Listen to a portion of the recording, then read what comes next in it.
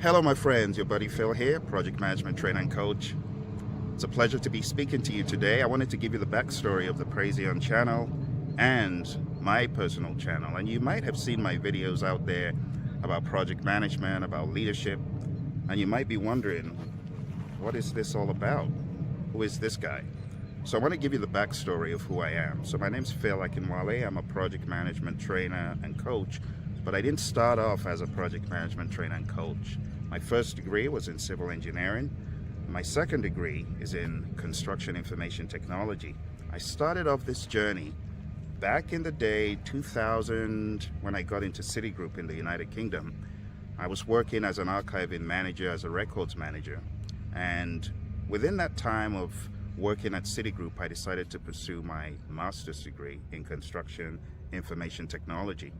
As I was doing this degree in construction IT, I met my professor. His name is Keith Jones.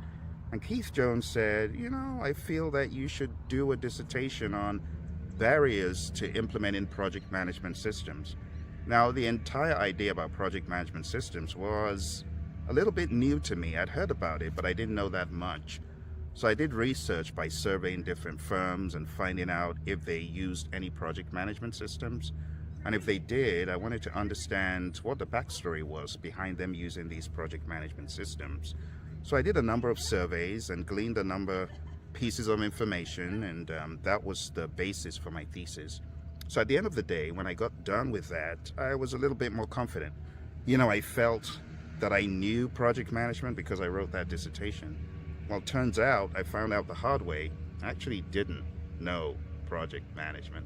In fact, I had a lot to learn, but I didn't know this until I went to an interview at DHL. So I moved from working at Citigroup, fast forward some years later, I was now in the United States, and I went for the interview at DHL. When I got to DHL, the interview didn't turn out as I expected. A lot of the questions I was being asked seemed a little bit foreign, but I did my best. But there was a major misconception, and that was the difference between a project management system and a project system. In other words, project management lifecycle versus project lifecycle. I totally bombed it. I mixed both of them up. Now let's think about what the difference is. A project management lifecycle is like the 5 process groups of initiating, planning, executing, monitoring and controlling and closing. But a project lifecycle is analysis, design, develop, test, and implement. So I totally bombed it. I totally missed the boat. The interview was a disaster. And I knew that there was something I needed to learn, but I couldn't figure out what it was. It was not until many years later, about 3 years later, I was looking back in the rearview mirror and I realized how far off base I was, because by then I had met my mentor in a different firm. So when I bombed that DHL interview, I went for a few other interviews and I got employment, but it wasn't in project management like I was expecting. By then I'd started training Microsoft Project. Long story short, I met my mentor. Her name is Mary, and she was a colleague, you could say, in a previous employment just after the DHL interview. And she said, Phil, I think you would make a great project manager, actually a PMP, a project management professional. And I said, I've been hearing about this PMP thing. How do I get into it? And she said, well, you take an exam, and I've got some books and I've got some information and I can give that to you. I said I would be interested in doing that. So she gave me her books. There was a Rita Mulcahy book from way back in the day. There was a Rita Mulcahy CD where she had a voice talent reading out all the definitions. And there was the PMBOK Guide 3rd edition and 2nd edition. So I started off doing my research for the PMP exam, and I realized that I could actually take the exam because I had enough experience from my work at Citigroup. Long story short, when I got into the PMBOK Guide, my first Saturday in the PMBOK Guide, I ended up spending a full 7 hours in the library trying to tackle the PMBOK Guide 3rd edition. Totally bombed the experience because I didn't understand how to read the PMBOK Guide. I thought it should read more like a narrative book. So when I started getting into it and it was going down nooks and crannies and 1.1.1.2 and 1. I got lost. Long story short, it was just a disaster. That first day at Mesa Library, trying to study the PMBOK guide, was like no other day in my PMP journey. That was the steepest climb. And you know, after 7 hours, I was still nowhere.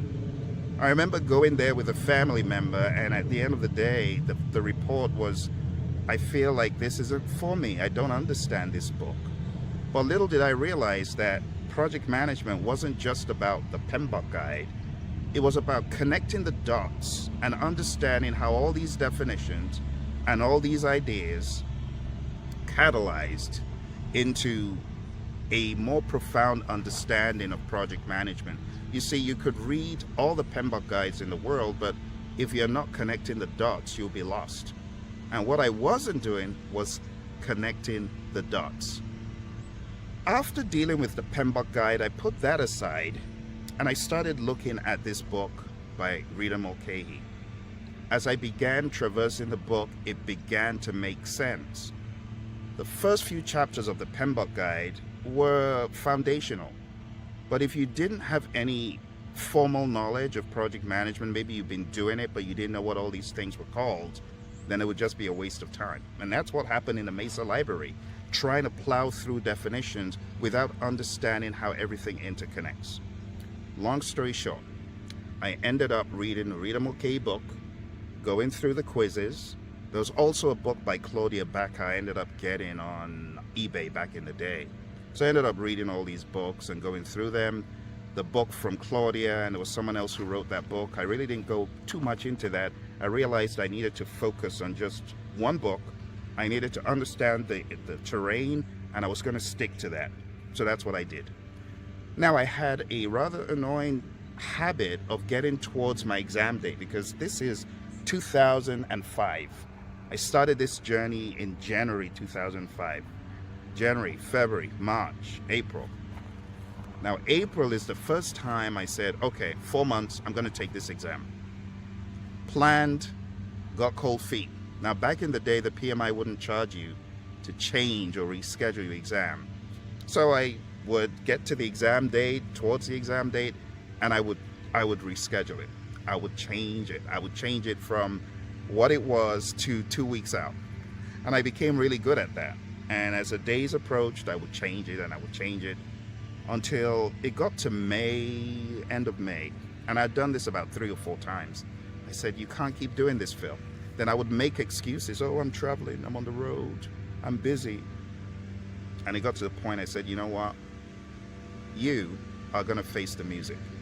You're going into that exam on June 25th, 2005. I don't care whether you feel you're ready or not. You are going into that exam. So I did. I went into the exam. It was on Camelback Road in Phoenix, Arizona, and I did everything I could. Now, the day before the exam, I remember taking a quaint old strange quiz that I found. And you know, this is a double-edged sword, because taking a quiz the day before your exam from left field that you've never done before could be quite risky. But that's what I did. And I'm like, what on earth? These questions are rather different. I never saw anything like this in the reader material. Long story short, when I got into the exam the day of, you got to picture me after going through 6 months of prep. I'm rolling up my sleeves and preparing for that big onslaught with the exam, and I'm like, I'm ready, bring it on. Get into the exam. Question 1.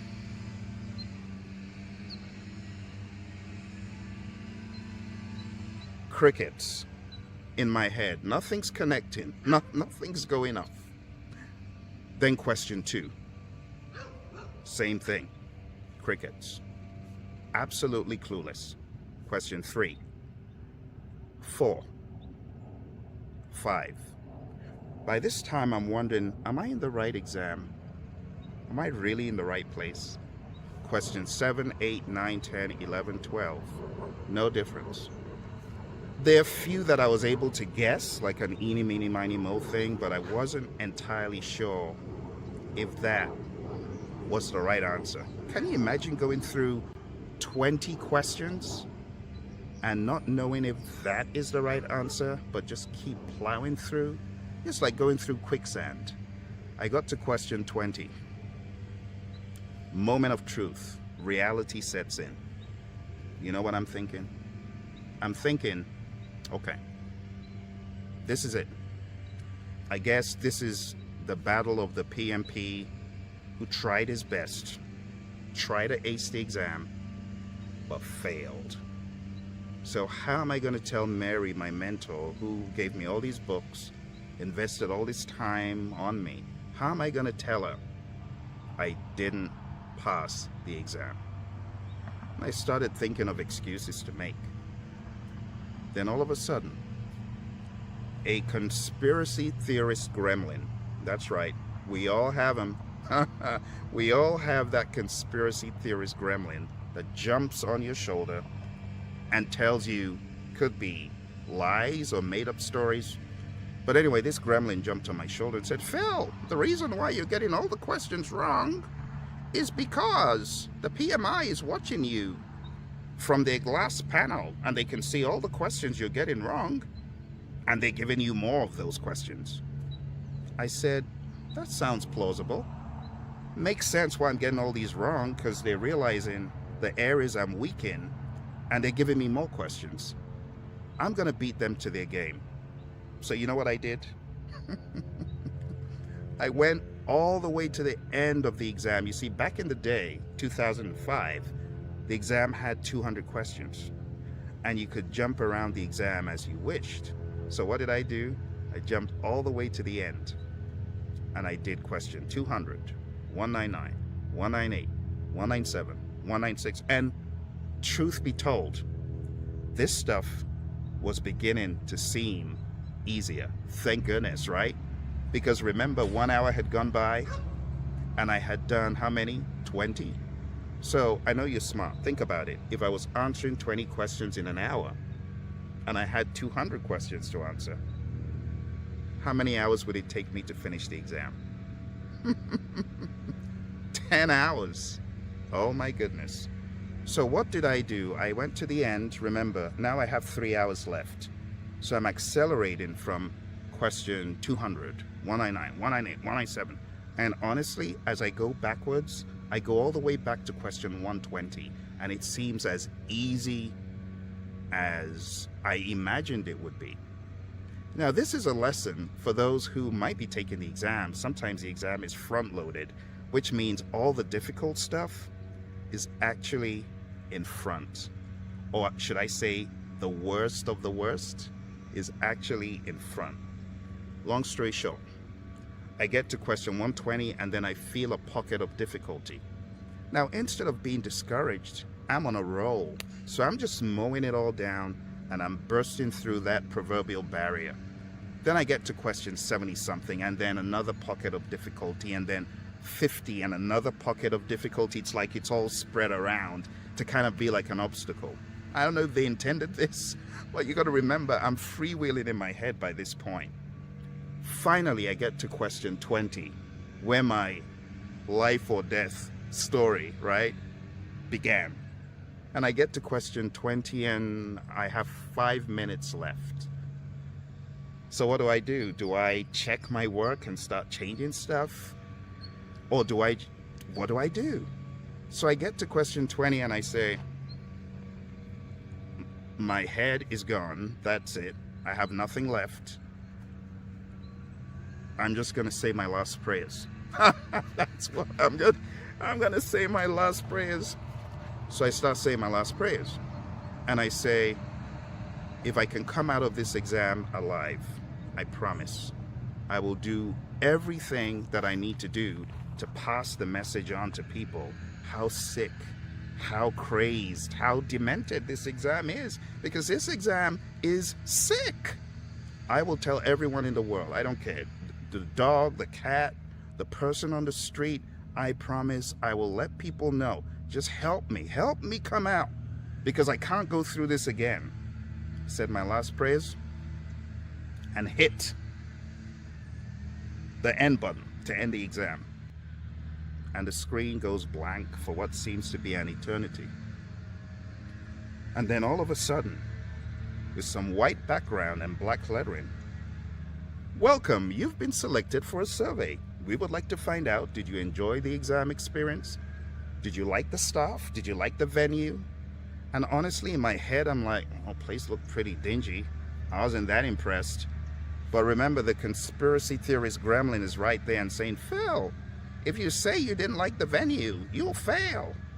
You better say you liked it. So, did you like the venue? Yes. Were you happy? Yes. Was the place good? Yes, yes, everything, yes. Then eventually, I hit submit. And then, in green, seemed like green text to me, to celebrate, you are now a PMP. Congratulations! Talk about the man who went for a hike in Colorado and got chased by a crazed bear. Barely had enough ammo to save himself and ran as far as his legs could carry him and as fast as his legs could carry him. That was me. So imagine when I got to the proctor in front and the proctor's like, oh, you actually did quite well. I'm like, yeah. And I staggered out of the place, and ever since then, my mission has been to help everyone who is taking this exam understand it is just as sick and as crazed as it was back in '05. And that's why I'm on a mission to help anyone who wants to take and pass this exam.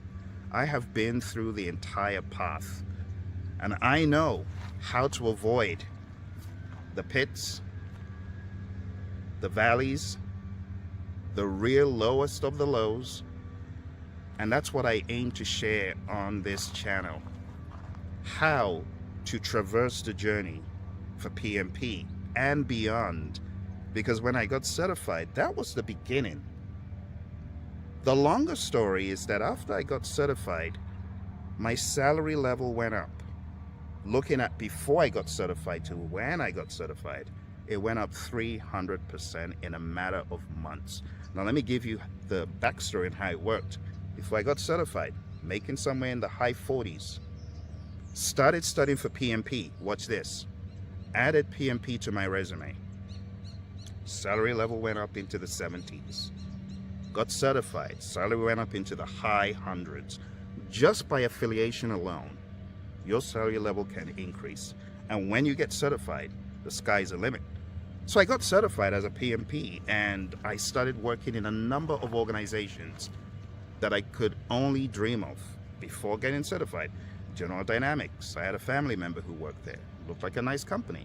I wasn't getting any invitations until I got certified. Ended up working in General Dynamics within weeks on a huge, massive project. I will not disclose the details because it's confidential. But worked at General Dynamics, and that opened my mind up to the possibilities of aerospace, defense, and space, and so on. So I began to have my eye on Honeywell. Long story short, I took a hiatus, took a break, and then came back towards the end of '05. So I went over back to the United Kingdom, kind of chilled for a little bit, and then I was interviewed by Honeywell while I was out taking a break, because someone found my resume just as I was about to get on the plane. And they said, you make a good fit for this. What were they looking for? They were looking for an earned value management expert, someone who knew about earned value. I'm like, wow, I fit the bill. I know about earned value. I studied it for my exam. But they were going to ask me questions about an earned value management system and how to implement it. So what did I do? I started studying. I studied at Defense Acquisition University, the ins and outs of pragmatic earned value and cost management. So when I got to the interview, I was already battle ready. And I gave them the entire story of how to implement an earned value management system. Everything from start to finish. Everything about the resources, everything about the scope, everything about the milestones, all about the different ways earned value could be measured. Long story short, I started that job January 2006. Got into Honeywell. Started working as an earned value consultant. Somewhere along the way, it came to my attention that people were trying to pass the PMP exam at Honeywell. and they were failing the exam. And many of these were colleagues and people that I had met, and some of them high above in the firm and so on, all the way up to director, VP level. Long story short, I told my boss, hey, I think I can help these people because I studied like a maniac for my exam. This stuff is still in my head. How about I begin teaching them this stuff? And he said, oh, that sounds like a good idea. Let me talk to my boss. So my boss decides to talk to Mark, his boss. My boss is Jim. Jim talks to Mark. And Mark said, oh, yeah, that'll be great. Where there's food, people show up. Why don't we make this like a bi-weekly thing? For the first session, we'll put some pizzas out there, and hopefully the people will show up. And my goodness, show up they did. My first session, the room was packed. That conference room at Airlane, if you know about Honeywell, the Airlane facility, we have a number of buildings there. I was in one of the buildings, and in that little conference room, that is where my next wave of career really started. Because even though I was a PMP, little did I know that those humble beginnings in that conference room at Honeywell would transform me into a project management and leadership coach on a world stage, training the likes of NASA and the FBI, spending a whole week with our men and women in uniform at Mildenhall, a place out there in the United Kingdom where our United States Air Force is. Also Fort Lee in Virginia. Spent a whole week training nothing but PMP. Spent time with the Department of Commerce people in DC and the Department of Transport people on the West Coast, and the list goes on. But little did I know that my humble beginnings at Honeywell, after I got certified, would take me on a global stage, helping people to know more about project management, get certified, and be the best version of themselves. And that's why my twofold passion is, one, help people know more about project management, help people understand about the PMP exam, but beyond that, the way to succeed in life was revealed to me by someone we call America's leadership guru. His name is John C. Maxwell. Now, I was fortunate to be introduced to John's work because he had come visiting our church once, and even though I missed that service, I was told, hey, there's this guy called John, and he wrote this book called The 360-Degree Leader. You should read it. So I got the 360-Degree Leader because a time came and I needed to train leadership.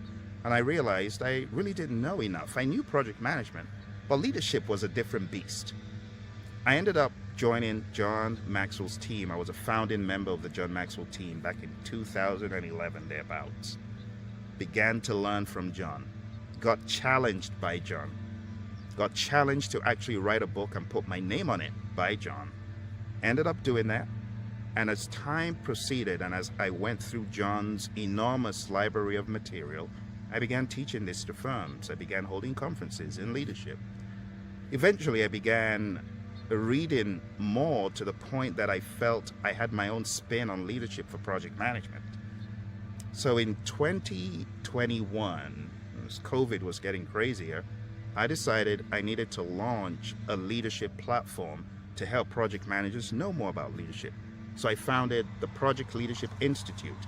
You can go to projectleadershipinstitute.com and learn more about the curricula that I teach to organizations and to an elite group of project managers who are PMP certified, and they are my inner circle, and we meet every week. We have a group that meets on Thursdays, we have a group that meets on Saturdays, and it's exclusive for those who are PMPs. So if you are a PMP and you want to know more about the programs, you can always put a comment below and I'll let you know when there are programs coming up or when there's availability to join. Because joining is very, very hard when we have so many people interested in the program. But we have auxiliary programs in what I call PM 360. And maybe you'll see a PM 360 pop up for either leadership or agile, or project management, or project management as it's applied to the real world. It will be a pleasure to have you on some of those. So stay tuned to the channel and you'll definitely get notified when those are available. But I ended up founding the Project Leadership Institute. John was very encouraging. He was our keynote speaker. And since 2021, we have grown in leaps and bounds. Since I got affiliated with John Maxwell, I've written over 40 books. And it was all because of leadership. And as John says, everything rises and falls on leadership. So growth in the professional world is twofold. You got your project management or whatever you studied, but the leadership piece is actually the more important one, because everything rises and falls on leadership. So I hope this backstory has given you a good idea of what the channel is about and what we do, what my team and I do. If you would like to know more, go on down to the Praizion website, praizion.com, or you could just email support@praizion.com. I visit organizations worldwide, training, coaching them in project management, in leadership, in Agile. And the story about Agile, that's for another day. I look forward to having a conversation with you again. If you got any questions whatsoever, please put them in the comments below.